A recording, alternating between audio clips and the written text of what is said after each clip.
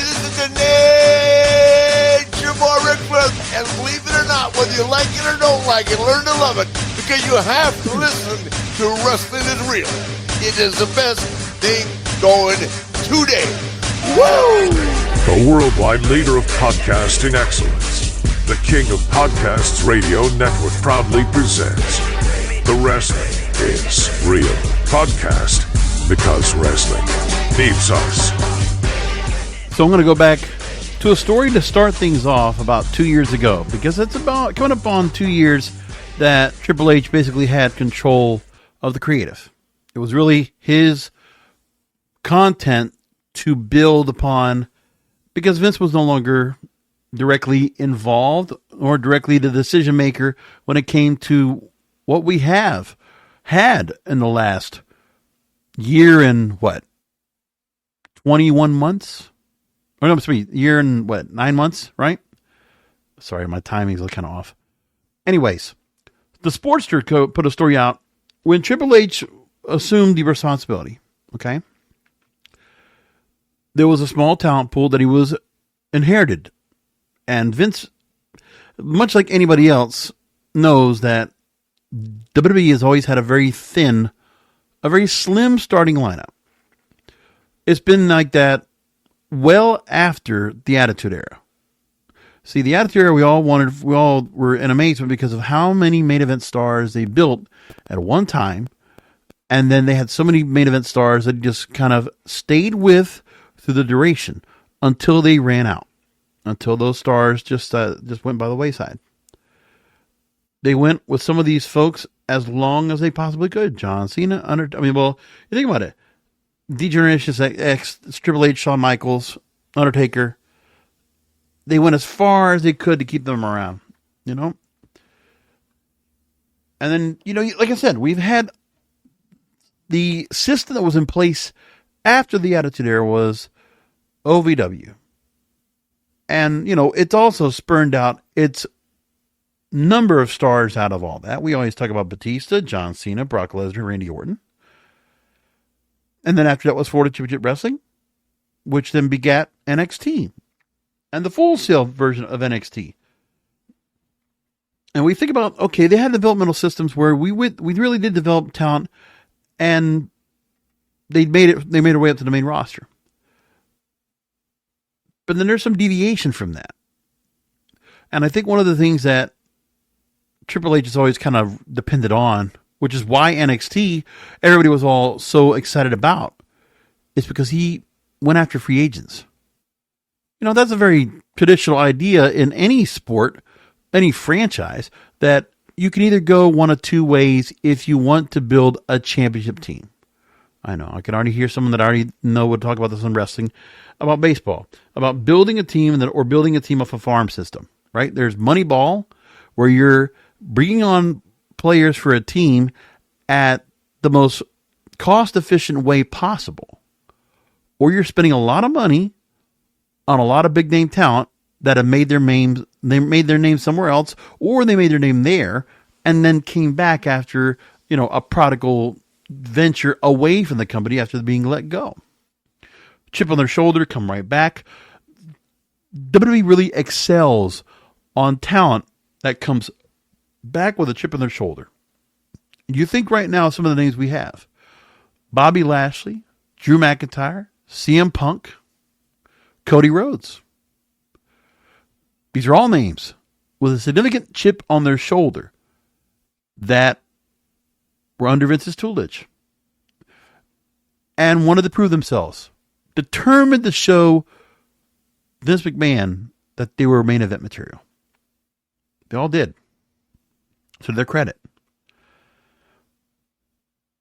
But what Triple H has had in the last, 5 years, maybe more than that, of where NXT's been, where no longer Full Sail, Performance Center now is the real key. Triple H was given a couple of programs that when he was looking to find talent, he was at go set up global shops, right? Global, satellite units where you find talent in India, you go find talent in Asia, you go find talent in, Africa or Europe. And that was the thing about scouting and putting headquarters around for that. The next in line program, taking advantage of all these stars now because of the changes in the NCAA rules to allow stars to be able to go ahead and train collegiate athletes to train to move forward into the company, be able to go and become full-time stars. Trick Williams comes from that. But how many of those do we have? The Cavender twins, we kept hearing about them. We don't see them. Gable Steveson, he's gone. And now NFL teams are looking to go and draft him or bring him on board. These are the things that we're having right now. Like some of the avenues that Triple H would have to bring on talent. You know, they don't have some of those avenues to go ahead and find good talent that they can develop into good talent. So they've had stars they brought in and come to the Performance Center. And how many of them do not make the cut? Like you're seeing right now that they get so many different rosters, you know, every couple of quarters, every couple of months. And they bring them in. And here's the new class at the Performance Center. How many make the cut and survive? Or they get onto NXT and they're just like wallowing in house shows in Florida and never being seen on TV. And they just get cut. Just think of some of the stars they had here. They put so much time in NXT for and then brought them into the main roster and tried to give them a main event push to be noticed. And they don't. And part of this is that in the last almost 2 years, Triple H has struggled to build that future crop of stars and to rely upon the free agents that he brought on.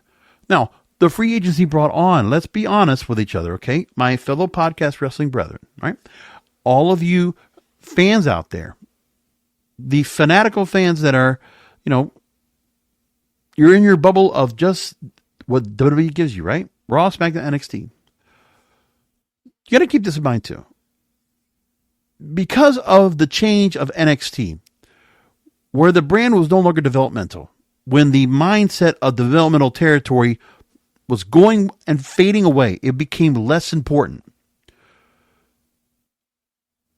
Triple H wanted to build the Indie Fed, an indie federation within the WWE, right? And then when Vince and Bruce Pritchard and all took over, they changed it back to developmental. And what did he do? He wanted to go ahead and go put it back. Triple H obviously had a different opinion on using free agent talent and also just feeling like, well, we could just go after him and book, you know, old school and just bring other people from other territories, bring them into our system. But we don't have to go and mold them into that system that was created, the WWE style. We don't need to go and create characters that are going to be proprietary and trademark for merchandise that we can sell off of their intellectual property once we change their name. All that's gone. Now, some of you will say, well, yeah, that's some of the stuff that we thought was antiquated that shouldn't be done anymore. That's fine. Okay. We'll go along with that thinking. But then what's a better solution than that? Because this right here is not going to do it. I'm going to predict this right now. We're going to have a lack of roster talent, of main event roster talent coming up. Because right now, all the amount of energy we're dealing with right now, at this moment, people that are taking time off, stars that are injured and are not back on TV right now for the time being, there's a lot of names that are not there. Now we have Drew McIntyre on the shelf, Seth Rollins, Rhea Ripley, Dominic Mysterio. Like, that's a lot that were regularly on TV and were part of WrestleMania. Where are they? They're building new storylines and building new things, but really, like, you know, the Bloodline has its own thing and they have a couple of established stars. Listen, Solo Sikoa came from NXT and became the enforcer on that team, so it's very important. But with Solo Sikoa right now, there's an issue. Because Solo Sikoa, to how good he is in the ring, he's not the killer promo right now. He doesn't cut it like the Usos. He doesn't cut it like Roman Reigns. He still needs Paul Heyman to really help him out. But it's just because he's still, you know, he wasn't there yet. Enforcer is kind of like mute and quiet. And then learns his way to become a better talker. I think of Team Canada when the Enforcer was Bobby Roode. And eventually he became a good talker. But it took him time as well. The thing is that now in the Bloodline, we are still waiting the impending debut of Jacob Fatu, the former MLW World Heavyweight Champion, former national openweight champion. And I've said this before, and I will say it again. And I must say this too about the other rosters, because I've been watching a lot of the other shows right now of the other promotions lately. I've been catching up. I'm trying to get that more into my routine. So, for instance, MLW had the War Chamber pay-per-view, or their War Chamber special. I've been watching NWA now. I finally caught up on their Hard Times episodes on the CW. Pretty nice setup over there. I love the production over there too. We'll talk about that in a few minutes, because there's a reason why I bring him up. But Jacob Fatu, much like MJF, by the way, diamond in the rough, incredible talent.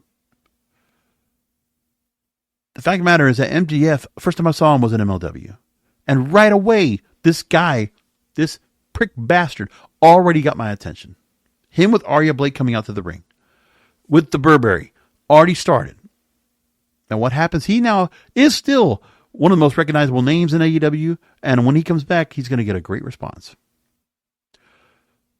But now let's get back to Jacob Fatu, who is also, when he was in MLW, was very important as a champion. He was there for over a year as champion, world champion, contra unit, beat him till the white meat falls off. Right? It's like Jacob Fatu didn't have to say too much because he had Joseph Samael. But when Jacob Fatu talked, when Jacob Fatu wrestled, damn, were you going to get a match? Him, Hammerstone, shit. Hammerstone, the one that was able to beat Fatu, like it was just the contra unit. They're bringing that back now in MLW, but like I'm telling you, Jacob Fatu, and you see what he's done. And remember, one of the matches I will always keep saying, and I will say it again, him against Josh Alexander, the former TNA champion, TNA Tag Team Champion, TNA World Heavyweight Champion, at Ric Flair's last match. Still, when I saw that match on the card, I'm like, wow, that is a dream match to me. Like, that just sounds fun. And it was. And Jacob Fatu, to his credit, he's just been incredible. This guy will make an instant impact. And it's so much of an instant impact as such that now WWE has to actually consider a strategy when it comes to what to do with Jacob Fatu, because Solo Sikoa could get outshined.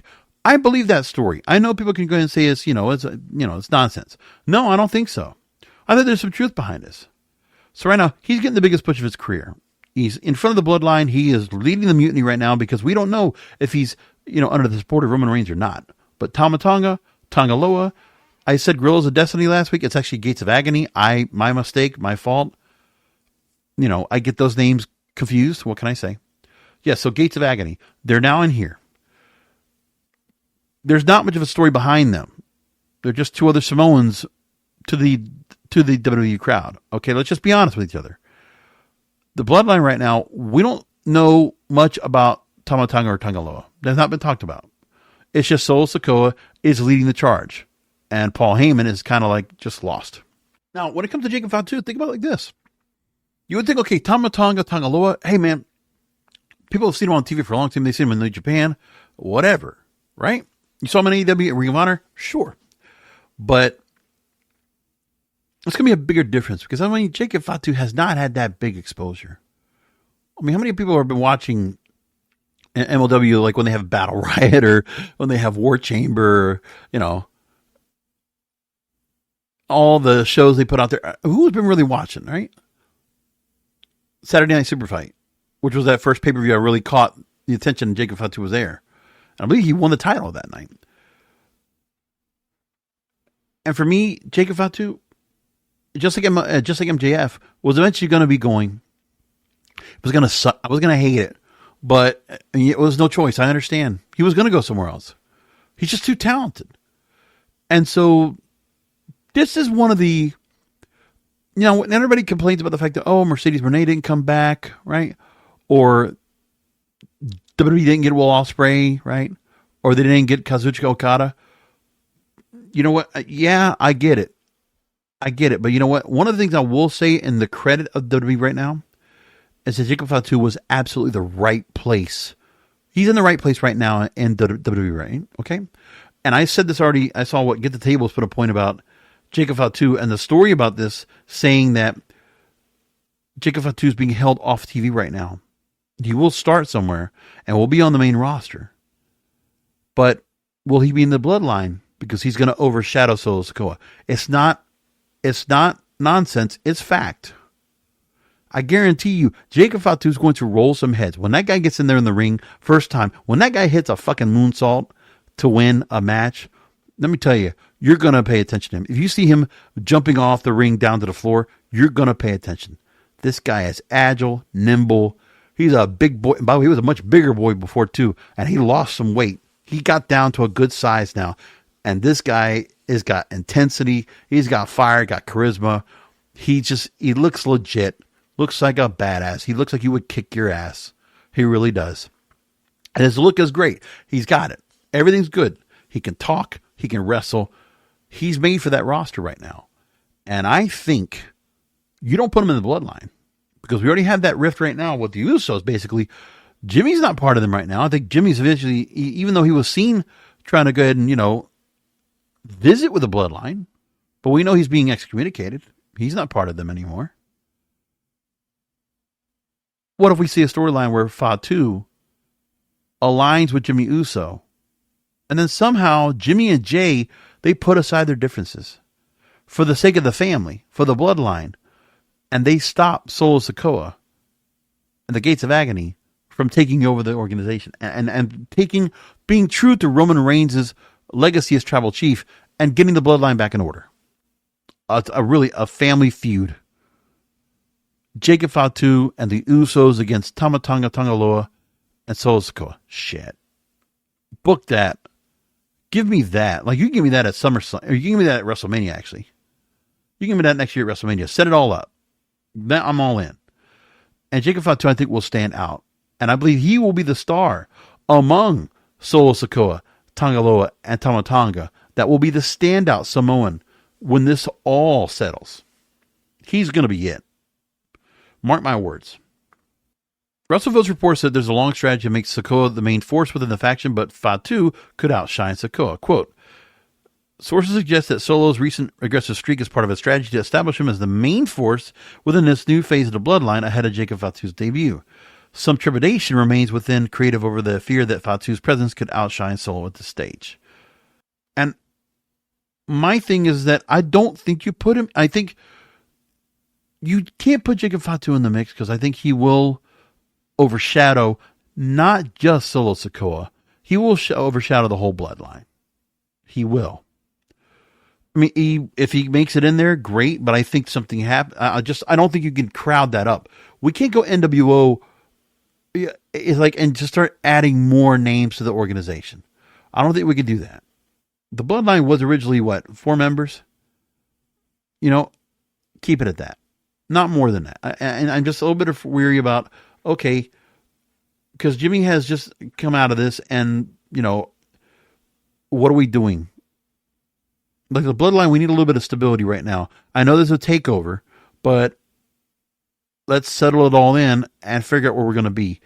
And if I see Jacob Fatu is going to be stuck in the middle of it, he's just in part of the group, I think it's a mistake. Just like I think right now with the Pride with Bobby Lashley and Street Profits. I think Street Profits keeping them together was also a mistake. Because I think Montez Ford still should have split off from... He should have split off already. Maybe they're not gonna. Maybe they'll do it sometime, but I don't know. But I think they should. But that's another story. And the fact that, there's just other stars that we have right now that we don't see what they're going to be doing with them yet. But when you have up-and-coming stars that are obviously being put in front that we're supposed to be caring about right now, and they're trying to put a lot of push on and get to be made important, and you're worried about a Jacob Fatu right away taking away the luster off of Solo Sikoa and all this time you spent on him. Because remember, Solo, they put him in NXT, made him strong, put him right up to the bloodline, and he's been dominant. He's been great. But is he ready to go in and lead? I don't know, and I don't think so. But I think that when it comes to the group, Solo Sikoa was always behind the Usos and Roman. And we don't want to get into... Do we want to see Solo Sikoa get shoved behind once again. He doesn't get top billing because he's just not the better star, because he's not going to be perceived that way, because they haven't had enough time to build him up that way. That's going to be a problem. I mean, they booked him strong. Don't get me wrong, but I think, trying to make this more aggressive, Solo Sikoa, dress him up in the suit. Yeah, it's not there yet. We have to have some time to kind of really, let this settle in and get used to it. I don't know if it's going to be there or not. I'm a little bit concerned about that. That's just me, I guess. Now, let me get back to the story from the Sportster. Well, we originally were going to talk about right off the bat. Because of Triple H's roster depth problems, he hasn't addressed them. My overall consensus is that he believes that free agency is ultimately still going to be his place to build stars among. It'll be just stars that are existing from other companies.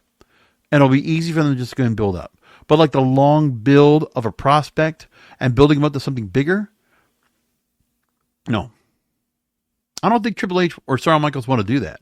I don't think they're in the mindset they're going to do that. I don't think they have the trainers over there that will take that time to really build. Like, they don't have a Dusty Rhodes back there. And the reason we have all these stars like Becky Lynch or Seth Rollins or Sami Zayn or Kevin Owens, because they had Dusty back there. Bayley. I mean, think about it.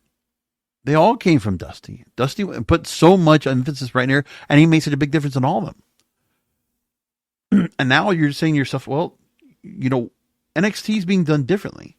And I'm sorry, look, there's a whole much potential in that roster. Don't get me wrong. And there's a couple that just will stand out and somehow will make their way through. Listen, I'll even say this, the Supernova sessions with Trick Williams. Yeah, I'm seeing a different side to him. Good, another dimension to him.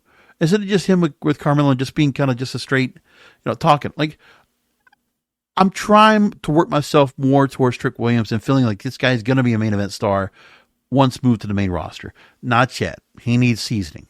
He needs more time. He needs more depth of a character, more of an internal, what he is dimensionally. We need more dimensions to Trick Williams. It's got to be something more. I think he's going to get there because, there's just some stars that just have a factor, like the look, the ability, all of that. Yeah.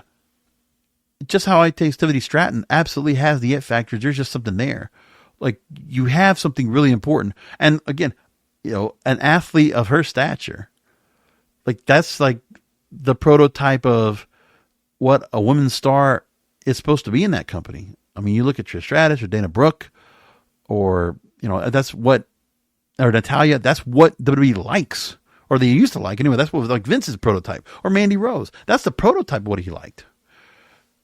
And now we're here, and it's like, okay, what has he done? Because in the 2022 time that this was going on, at that time, the inherited roster were 63 male superstars, 27 female superstars. And there were, at that time, Sasha Banks and Naomi were suspended. And at that time, Randy Orton, Cody Rhodes, and Big E were injured. And Roman Reigns, Brock Lesnar, and Logan Paul, part-time superstars. And then they talk about, okay, in this Sportster article, they talk about, okay, WWE's roster is hardly utilized. A lot of the names. At that time, they're talking about Cedric Alexander. At that time, they talk about Cedric Alexander, T-Bar, man, I forgot about him, Xia Li, and Shelton Benjamin, hardly getting any TV time, making you feel there's a lot less superstars than there are. And the roster being spread over 2 shows. It was a hugely stagnating product full of endless rematches, non-finishes to protect people from losing every week, and a complete lack of stakes, which was the same show each and every week. In the story, they said that there has been a complete failure to build up about 90% of those on the roster to become likable, strong, or nuanced, leaving them to feel like nothing characters and carbon copies of one another, being fed robotic lines and being booked to lose every week, to the point where several names don't even get a chance to compete in a match on Raw and SmackDown. And they talk about budget cuts. In 2016, they said WWE had so many stars who needed TV time to the point that a brand split was necessary, and each show being full to the brim of great wrestlers, talkers, main event talent, and everything else in between.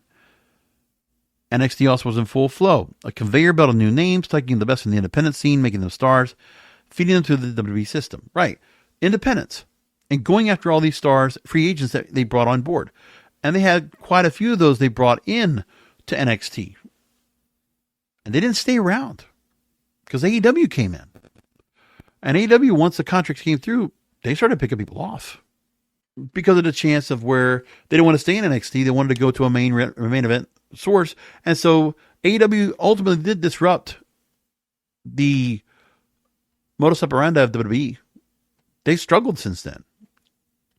Well, the AEW, they're always going to have an issue where the free agents are not going to be always available to them. They can still get them, but the problem is now is that budget cuts was one thing before, but now we're at the point where TKO Group Holdings, they're already starting to make changes because the merger is now complete. And like any big corporate organization, they started to go ahead and make layoffs. On the corporate end, 100 layoffs so far. And they're going to do more now in terms of the releases on the roster. They're going to do that too. And thinking of the names they had at the time where they had a lot of great wrestlers. At the time they had Bray Wyatt, Braun Strowman, who's now back, Aleister Black and AEW, Iconics, this ad wants to keep playing, Andrade, who's back in WWE right now, but actually went to AEW and came back, Ember Moon, or Athena now in Ring of Honor as the Women's World Champion, and Keith Lee was also there. But again, look at all those names that also left. Now, when they talked about what Triple H was starting to do to fix several issues, remember Damage Control getting Io Sky and Dakota Kai being brought back and getting them back on the roster, Ciampa getting more chance to shine, and then stand-offs from NXT, which were Braun Breaker, Mandy Rose, Carmelo Hayes, and Cameron Grimes, looking to get call-ups to bolster the roster and up and down the card. Those kind of things were being looked at. Well, Cameron Grimes has gone. Mandy Rose is gone. And so, I mean, some things just kind of play itself out. That's part of the thing, too. Now, one of the things I want to make mention of, too, is that the Royal Rumble, Square Circle, the Reddit page, actually talked about the fact under Wrestle Features, they had talked about that with Royal Rumble this past year. You got a lot of generic theme songs for some of these stars, and when they came out, 50% of the roster failed to get any type of immediate reaction because nobody could identify them based off the theme song alone. Like, to build out a star that's going to be over there. And think about the fact that Royal Rumble, they struggled to get some of the stars to get a pop. And if they can't get a pop over there, there's something wrong. And then if some of them get a pop, you're like, okay, that's great. But then you think about, there's a part to be said about who they're building up, and they're not doing much to really build off of that. Like, LA Knight still gets a pop. Hey, great for him. Well, what have they done with him? Like, after AJ Styles, right? A feud with him that he lost. Going back to Bray Wyatt, one of the last feuds he had, and he lost. His kind of pseudo feud with Santos Escobar, which he lost. Getting his title chance against Roman Reigns, and he lost. Like, LA Knight getting a lot of pops, but also always losing at the worst time. And then some of these other stars they put so much time into that are just not getting over. I mean, there's plenty of names we got right now that we could talk about. Bleacher Report actually talked about the potential of the call-ups they had after the draft. And Kevin Burch at Bleacher Report mentioned that the NXT call-ups he already had so far: Carmelo Hayes, Kiana James, Baron Corbin, Ilya Dragunov, Lara Valkyria, Blair Davenport, and Dijak. Now, of those names, we know, well, Baron Corbin's already been a mainstay. Carmelo Hayes has a lot of time, been a former champion, really built a lot to him. Kiana James has just been a character they've been building out, and they feel like, okay, let's just bring her on up. Ilya Dragunov, going back to NXT UK and going up to here, a lot of time down there as well. And listen, he had a really good match against Ricochet and, stood out. Like some of the moves, especially his finisher, yeah. The H-bomb, yeah, looked good. It looked good. Don't get me wrong. I mean, the facials, his moveset, just the guy, yeah. You just wish he was bigger. I still say it over and over. I wish the guy was bigger because he would just stand out more. Lara Valkyria, which, they made a point to say, okay, there's a big difference with her because of the fact that Becky Lynch dropped the NXT title to her. Blair Davenport, who has been all over the independents, a lot of places. She's very good. And now she's here. And Dijak, which, by the way, was a Ring of Honor top prospect. At the same time, he was at the level of popularity as Damian Priest or Punishment Martinez. And for whatever reason, Dijak was just lost in translation. He got been hurt, or they had, changed his name a couple times, whatever. Now, Kevin Berg says that all these wrestlers were chosen for a reason. They had the talent to thrive in just about any situation. But there's a clear hierarchy of potential among the call-ups. A few could change the entire business, while others may not be young or exciting enough to be main event acts. And so these call-ups, Dijak was the least likely, they're saying. He's 37 years old, hardly competing with most of the list in terms of pure potential. And then, again, he's been saddled with some bad gimmicks.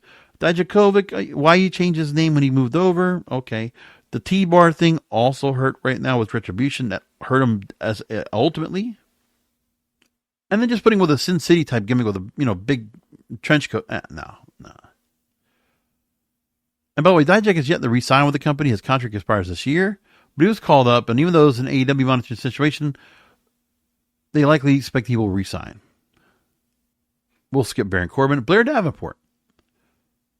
She's been in the business for 12 years, veteran's resume at the age of 28 years old. Just remember, worked at Wonder World Ring Stardom, where she won multiple championships. Worked in AEW, but was released due to COVID-19. And then WWE offered a contract. She joined NXT UK in 2021. And then she was going after the NXT UK Women's Championship. Worked at NXT for a while, of course. Like, there's always so much where Blair Davenport could also make her way through. And hopefully that she will. Kiana James, they make the point that she's not the most well-known name coming up, but she could find herself on the same trajectory as Tiffany Stratton, he says. 26-year-old, never quite finished her journey at NXT. She's been on the brand since 2022. Limited experience, obvious potential. Consistently used on television on NXT despite rarely holding gold. She did win NXT Tag Team Gold alongside Fallon Henley. And then she established herself so well as a devious businesswoman in NXT that she was taking an understudy in Izzy Dame to train up. But Dame's being left down there in NXT. So the thing, Kiana James has shown herself to be resilient, and she's among the most versatile in-ring performers on the main roster. Her ceiling is unclear. I guess we need more of the businesswoman thing. Like, this is where like a little more of an elaborate angle or like more storylines or more vignettes to build her up would really help her out. And she was not on TV this week because there was something about not enough time for the King and Queen of the Ring tournament to be able to go ahead and get all the matches on. That's one of their issues they have. It's clear as well. Carmelo Hayes is in the list, they say, and they say he's a money star, major chance to blow everyone away with the opportunities coming to him. Arrived in 2021, and listen, he's had the time. Won the NXT Breakout Tournament, North American Champion, 2 reigns, 272 days total. And then he let go of the title, vacated it for the NXT title, dethroned Braun Breaker. So, like, the build in NXT really matters. That's significant for him to go and make the move up. But is it resonating? I mean, he takes Cody Rhodes in a non-title match, and they didn't go very long, and, Cody wins, straight up. He gave way to the unstoppable rise of Ilya Dragunov, took a backseat to NXT for Trick Williams' growth, and he's delivered great matches in NXT, but had some duds along the way. His best storytelling tendencies are outside the ring rather than inside, and they've shown he can deliver with the best competition. He's made up for any disappointing moments with his undeniable charisma and memorable promos, and that's what matters most for him. Also, he's 29 years old. It's time for him to see if he's going to shine or not. Like some of the stars they're going to try to bring up here, yeah, are they going to sink or swim? You have to find out if they're worth the time. Because there's also a limit on how much time you can also take to develop a talent and then finally bring them up. Lyra Valkyria, they say that she was training in 2014 at Fight Factory Pro Wrestling. Training was, the school founded by Finn Balor. And in the last 10 years, NXT UK she joined, moved on, and got a rise to the NXT Women's title. We know all about that. Lost the title to Roxanne Perez. And Valkyria already comes off as a title contender due to her impressive in-ring skills and solid promo work. That she could be a staple for WWE for a decade for over a decade to come. Alongside NXT peers Perez and Tiffany Stratton, Valkyria has followed the example of the Four Horsewomen a decade prior as a former NXT Women's Champion that looks to take over the main roster. So you're saying, okay, of the women that are going to be coming up and hopefully going to be making a difference as the future of the women's division, Roxanne Perez, I think, yeah, it's just a matter of time. She'll go on up. She's doing a good job as the heel champion right now. I think so far, I like what she's been doing. I think she's working her way up into the heel role. I wasn't sure that was going to be the right decision, but hey, I'm giving it time, and I think she's playing the role as well as she can be, and she's doing fine. People want to go and see her. They want to get more out of her, so let's see what happens. So, you got Jade Cargill, Lyra Valkyria, Tiffany Stratton, Kiana James, off the bat right now, of the call-ups now that we already have, the new stars that are being put out there and shining right now on the main roster, and seeing where they're going to go. Now, that's not going to be enough to go and replace all the other talent they have. And that's also not taking away the fact of all the stars they have there, the women's stars they have that have not really been panning out well. Because they are struggling on some of those people right now as well. Because we've had some names up there that just not really done much of anything to really matter. I think of Shotzi. I think of Dakota Kai up on that main roster because she just kind of been lost in Damage Control. Tegan Knox also lost in the whole mix. Candice LeRae, Indy Hartwell. Like, there's just some of these main roster stars they have up there that just kind of just filled spots. And I just think that some of that female talent could also just be very well replaced with some of the stars they have in NXT. If they really wanted to go and do that. I think they could go that route at some point. Now, of course, since we're not worrying about what they're going to be doing when it comes to the titles that they have right now. You know, they have pretty established stars that are holding the belts as we speak.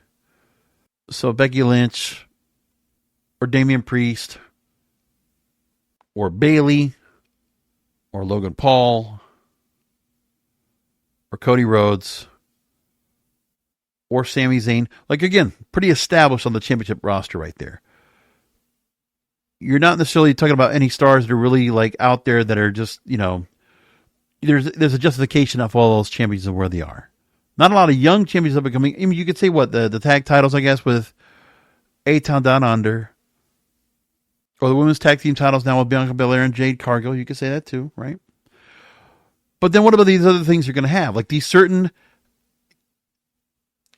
tokens of accomplishment that are going to be coming up now.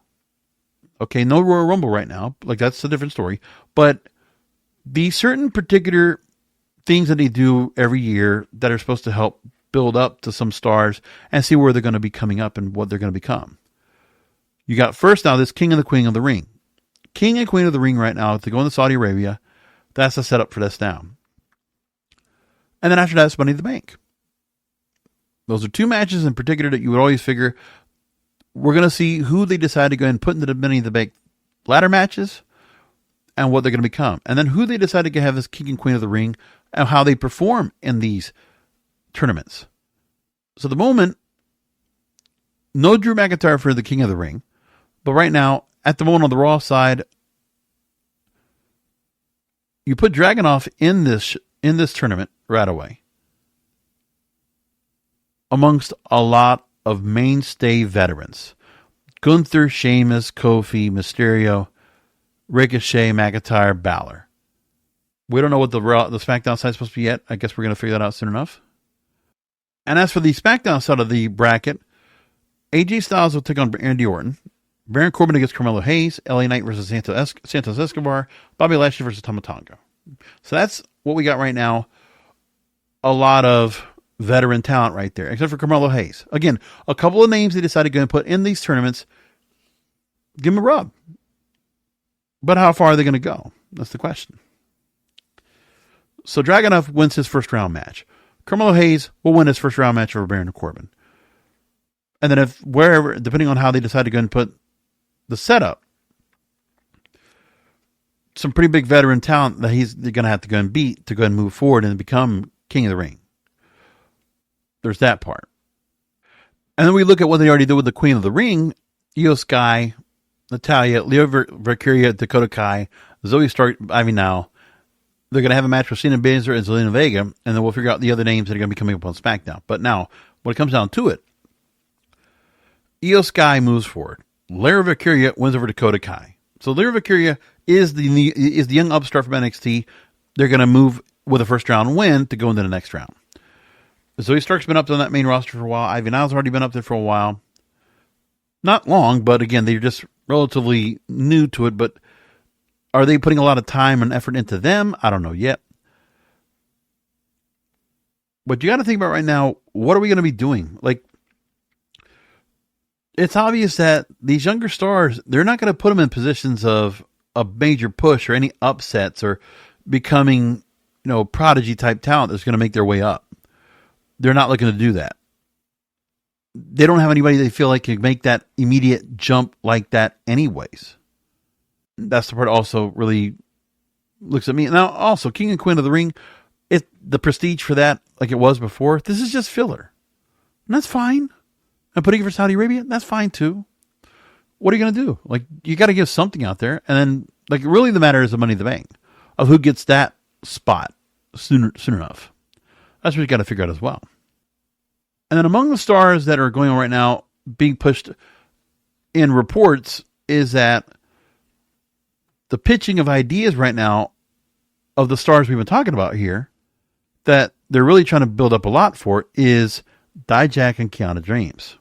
So Fightful Select put an update saying that the creative has been actively pitching ideas for both Dijak and Kiana James. But we don't anything know more after that.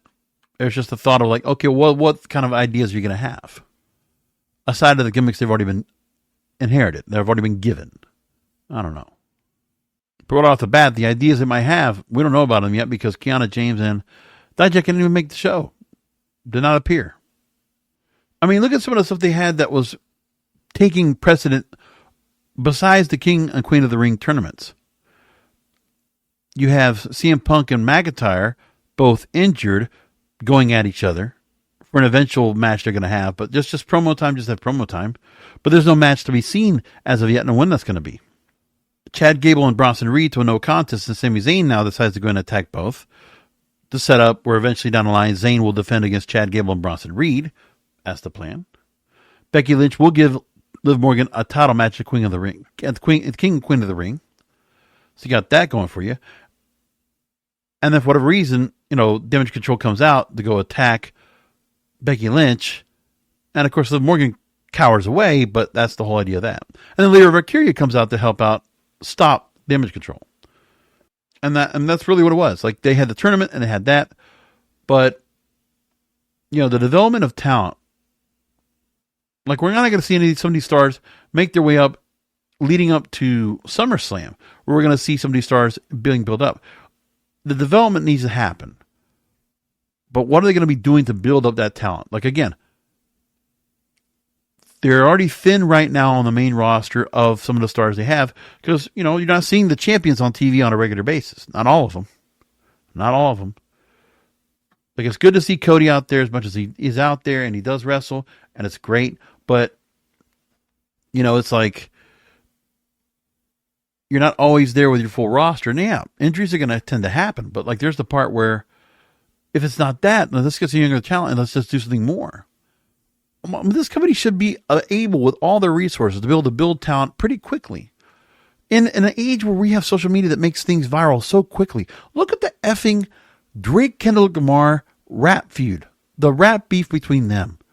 In the last week, we had song after song after song. And we were just going into this thing. And it's like, we couldn't even hold ourselves in one place and really take enough time to take a breath and just really take an idea of what this is. This historical feud between these two big rap stars of the day. We didn't have time to think about it, but they're like running at turtle speed, slow moving, and I think there's going to be a hesitancy in these stars they have right now. The Kiana James, the Dijaks, the Lyra Valkyrias, the Carmelo Hayes of the world. There's going to be a hesitancy because they're afraid of failing. And I think that's something right now that is becoming the thought process in that company right now, is that they're going to have stars up there that are going to worry about their records But they're also going to be afraid of doing anything too extreme with them to where they're going to fail. Because they have a chance to fail. And because these stars are not well equipped enough with enough storyline or with enough anything for them to be built up and be put out there. Listen, NXT, if you listen to them right now, NXT for the most part, they're sweetening the audio because they're not letting that performance center really build out and be the sound that we hear on that TV show. They're sweetening the audio. Let's just be obvious with that. You can see that you can also see some of the chanting and all this other stuff that's going on, and you can tell the audience is not doing any of that at all. And one of the other things we've been hearing about that we haven't talked about at all, I haven't talked about it, is the new group for Uncle Howdy. Bo Dallas's group, of what we're learning about anyway, and the plans of who that group's going to encompass. And I just look at some of the names they've decided on here. To me, I feel like this could be the second coming of Nexus that goes bad. I mean, just could be. But here's what we got. So, there's been a lot of Easter eggs here and there, all about Eric Rowan is back now with the company. PW Insiders reporting that the group that's going to be part of the what has been now tagged as the Wyatt Six, and it's going to be associated with Uncle Howdy. They're saying is Bo Dallas, Nikki Cross, Dexter Lumis, Joe Gacy, and Eric Rowan. That's the plan for this new group. Does anybody expect this to really go well? I mean, it's just a faction, a group with like some scary, people. That's it. But it's like, we're going to just somehow rehabilitate the Wyatt family with somebody else and then try to create some group out of that. And they've done things like this, right? Gacy had his own cult. You had Nikki Cross was part of Sanity before. Like, there's all this, like, I hear, is Triple H and the team, are they really good at doing these type of characters? That's the other part you got to think about, too. With the real mystery behind it. I don't know. Also, concerning, they're going to say. A few more things I got to bring up before we go and wrap things up here. So, Monday Night Raw is going to get their last 3 months on USA Network. So, the eventual move to Netflix for Monday Night Raw, USA decided to make a deal. Decided to go ahead and keep the show on. $25 million they're going to pay. And USA will now make sure that Raw stays on to the end of the year. So you will not lose Monday Night Raw going to Netflix until the end of the year. And that's it. 3 months, you're going to get SmackDown and Raw, same channel. That's going to be nice. Monday to Friday. Very interesting. Monday, Tuesday, and Fridays, you'll have USA for all WWE for the last 3 months of the year. Post SummerSlam, basically. We haven't talked about WrestleMania going to Vegas. This was a genius move. Eventually, it was going to happen. I mean, Vegas wants events like this. They absolutely want this. Now, WrestleMania, this is one of the things I think is very interesting, is the fact that for the longest time, WrestleMania has always been held in the first week of April. So next year's WrestleMania moves to Easter weekend, April 19th and 20th. There'll be at Allegiant Stadium, home of the Raiders. Like the stadium, they already had Money in the Bank there before. That's an easy, listen, Vegas, WrestleMania weekend, easy sellout. Lots of places for wrestling pay-per-views going on over there. Like Sam's Town can get picked up. Palms Hotel can get picked up. You're going to have places to put wrestling out there. So you're not even going to have to worry about that. That's going to be easy. A lot of wrestling shows out there. Vegas, you're going to talk about, this is a shoe-in for them. This will, again, be the biggest take they're going to get, of the biggest gate they're ever going to have. Vegas, WrestleMania Vegas will sell out. No doubt about it. It's not going to take any time. Also, going to be so many scalpers and second ticket owners. These other ticket agencies are going to buy up loads of these seats, by the way. So, WrestleMania fans, if you're going to go to WrestleMania next year in Vegas, you better get on there early, because let me tell you, the ticket takers are going to go ahead and buy those up. Put them on the secondary market right away. For that Vegas show, they're going to put them up there, and they're going to put the price up high. And they're going to also be basically used as, gimmicks, as perks to give out to high rollers out there. Just think about it. So WrestleMania Vegas is going to be important for the company. The Las Vegas Convention and Visitors Authority is going to give WWE a meaningful payment for bringing WrestleMania 41 to Las Vegas. Yeah, because they're going to have the money. They're going to make a lot of money off this.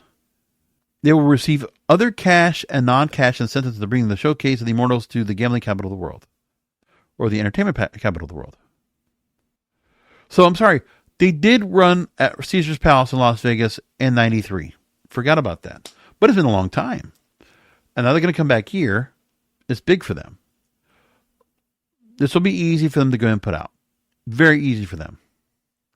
We have an update right now from the ongoing lawsuit against Vince McMahon and John Laurinaitis. So we're learning about this, that WWE is now going to expect to file a motion to compel arbitration for the lawsuit being pushed out by Janelle Grant. So let's get into that real quick. A new court document says that WWE is going to anticipate filing a motion to compel arbitration to stay this action pending arbitration. And Vince McMahon's attorneys filed a motion to compel arbitration where the plaintiff and defendants will engage in a consensual relationship during which defendant never coerced plaintiff into doing anything and never mistreated her in any way. So the idea is take this out of court. Mediate it. They want to take it out of court and just arbitrate. So let's just give this young lady a payday, whatever else that she didn't get of the money that she was owed or that she thought she was owed, and take care of her and just get her out of the way. Because right now, does Ann Callis, her attorney, and does Janelle Grant and her legal team, do they think they're going to win a case over WWE right now with the lawyers they can probably bring on board? So that's coming up now too. Pretty big deal. I want to take one of the story. There's layoffs now going on. This is going back a couple of months ago, which you have to understand as well that when it comes to the free agency opportunities that WWE is going to have, if Vince McMahon wanted to go after somebody, he had the money for it. The money and the wherewithal, they're going to do it. But TKO is going to probably hold a different standard to which stars are going to go and bring on board and they're going to be paying to bring on board. Because right now, as of last month, they were already removing 100 different positions that would be eliminated as part of the restructuring because the company wants to save between $50 and $100 million in savings. It's much more to that. We don't know what else they're going to come up with it, but like I'm saying, the company's got some concerns in terms of what their TV product's going to be like. Listen, they're on a roll right now. They're going to go to Vegas next year. They're going to sell it out. They got all these other shows. They're going to go to Glasgow, Clash the Castle. They're going to Germany later this year. Like, they got so much going on, right? You're going back to Saudi Arabia. Saudi Arabia wants to go and increase and, add a little more enhancement to what they're going to be doing with the WWE going forward. So, like, the international deals are going to be great for them. They got all that set. They got their TV deals all set. Like, that's all great. But what about the product they're going to get? I will continue to talk about this on this program because it concerns me. Things are not as great as you might think because unlike other programs, I like to be proactive. That's just who I am. It's the way I look at things. So I want to see things get better with this company, and they need to learn how to develop talent without the need of finding free agents and without and looking at some of the resources for talent. They're basically eliminating the next in line. They keep bringing in talent. Okay, let's see if we can get anything out of them. And then they don't. And then he said, okay, well, is there any young talent out there they want to go ahead and get they can bring on board? Like, they're making it more difficult for themselves. And the other thing, too, is this company capable of taking any young talent and building them up? Because the old idea was like, oh, let's just take some indie talent that's already worked out there. They already know how to work. And then we just polish them up. So they did it with a lot of stars like that. That's fine. But you can't expect to keep doing that because, you know what? Unless you're expecting to go ahead and, take out talent from other organizations. I don't know if you got that. Look, there's a lot of good talent that's going on in other rosters we could talk about. I think about Alexander Hammerstone. He got taken up by TNA, and let's see what happens with him and see how they're going to do with him down the line. I think of Alex Kane over in MLW, top star right now. What will be of him soon enough? I think about it with NWA. Well, think about NWA. You had Camille that now moved over to AW. How's she going to turn out? Could have been somebody that WWE really wanted. And NWA, and I think of some of the other names they have, NWA Power's gotten good again. Like I like what they're doing right now with their setup. I thought the setup with Joe Galli and Danny Deals, that's good. They decided no more Velvet Sky on the commentary. Change it up. YouTube to the CW, we're going to change up the production, change up the look. NWA looks good, so look for it on CW. It really does look really good. I would recommend it. And I do think there's some good talent over there that Billy Corgan has brought on board. I see some names that are, listen, one of the names I keep thinking of that's going to get somewhere really, okay, there's a couple names that I really like on that roster. Kenzie Page, who won the belt off of Camille, the Burke, the women's world champion. Kenzie Page is good, and she lost some weight. She got herself in great shape. She's had some issues in terms of just going through a lot of things emotionally, but she's gotten herself in her best shape of her life. She's working great. She's really good. She's really good. On the men's side, keep an eye out for the national champion, Thrillbilly Silas Mason. The whole thing with him, with Pollo Damar, really much into that. Then they changed the gimmick up and something else happened to him. But like right now, there's something about Silas Mason that's a standout. And I've seen him working in other organizations. He's good. Keep an eye on him for too as well. Just saying. But there's only so much of that talent that's out there to go and grab, and that the WWE can go and try to think they can hopefully grab and acquire and do something with. But AEW's got the money as well. So they're always going to have an issue with free agency, which is why the Performance Center, if they're missing out on some of the talent that they have and they're trying to build up out of nowhere, WWE still needs to know how to develop talent. They better figure that out. Because they just can't throw resources into somebody, fail on them, and then they go somewhere else and they excel. Let me tell you something. Of all the names that I thought about on any roster right now that I thought were just shit, let me tell you something. AJ Francis, the former Top Dollar, after all the shit he was thrown being out of WWE afterwards, right, after being released. And let me tell you, AJ Francis with Rich Swann, and I see him over in MLW, and I see him over in NWA. AJ Francis, man, I mean, he doesn't have to look for anything much, but he can wrestle out there. He's gotten better. He's got a good gimmick when it comes to like just being on his own, just being a prick. He's not bad. Him with Joe Hendry, that's worked out well. I don't know why Joe Hendry and like AJ Francis, for whatever reason, is a good stooge for that. But there's something about him as well. And like I said, just other stars that were on TNA that just really good standout stars that they got that have been working there for so long. And I'm saying to myself, man, that the starting lineup has still not gotten any bigger than it should be. It has not added, like they don't have any stars that are making that they could automatically put into a main event position because somebody's hurt. They don't have those spots filled right now. You could say to yourself, all you folks out there listen to this program that think, oh, well, WWE's already got an answer. You got to like these stars that should be up there. Well, they deserve a spot. Well, you can think that, but you can't. Because if they were already there, they would be. Or they'd be somewhere else excelling. Anyway, we're going to leave it there. Come back for another Wrestling is Real podcast because wrestling needs us.